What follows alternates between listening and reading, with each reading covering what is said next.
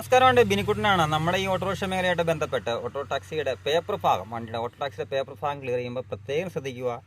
ചെറിയ ലാഭങ്ങൾ നമ്മൾ പിടിക്കാൻ നിൽക്കരുത്. ചെറിയ ലാഭങ്ങൾ പിടിക്കുമ്പോൾ നമുക്ക് വലിയ നഷ്ടങ്ങൾ ഉണ്ടാവാൻ ചാൻസ് ഉണ്ട്. പ്രത്യേകിച്ച് ഇൻഷുറൻസുമായിട്ട് ബന്ധപ്പെട്ട് പല ഇൻഷുറൻസ് കമ്പനികൾ ഒരുപാട് കമ്പനികൾ നമ്മുടെ നാട്ടിലുണ്ട്. ഇൻഷുറൻസ് കമ്പനികൾ നമ്മൾ മാക്സിമം റേറ്റ് കുറച്ചെടുക്കാൻ നിൽക്കുന്നു. റേറ്റ് കുറച്ചെടുക്കാൻ നിൽക്കുമ്പം ഒന്നെങ്കിൽ അവർ കമ്മീഷൻ കുറയ്ക്കുന്നു, അല്ലെങ്കിൽ വണ്ടിയുടെ വില കുറച്ചിട്ടായിരിക്കും ഇൻഷുറൻസ് എടുക്കുക, ഇല്ലേ? അതും കൂടാതെ അവർ ചില പ്ലാനുകൾ ഒഴിവാക്കും. തേർഡ് പാർട്ടി ഇൻഷുറൻസ് ഇല്ലാതെ റോഡിൽ ഇറങ്ങാൻ പറ്റത്തില്ല. വണ്ടി കൊണ്ട്, മോട്ടോർ വാഹനം കൊണ്ട് റോഡിൽ ഇറങ്ങണമെങ്കിൽ തേർഡ് പാർട്ടി ഇൻഷുറൻസ് വേണം. പക്ഷേ ഈ തേർഡ് പാർട്ടി ഇൻഷുറൻസിന് ഉൾപ്പെടെ ചില പ്ലാനുകളുണ്ട് നമുക്ക് എക്സ്ട്രാ.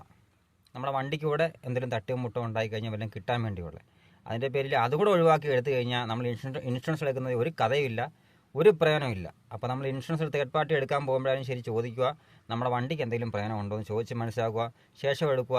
വെറുതെ പൈസ കളയരുത്, സമയം കളയരുത്, ഒന്നും വേസ്റ്റ് ആക്കരുത്. നാളെ ഇതിനെക്കുറിച്ച് കുറച്ച് ദുഃഖിക്കേണ്ടി വരരുത്.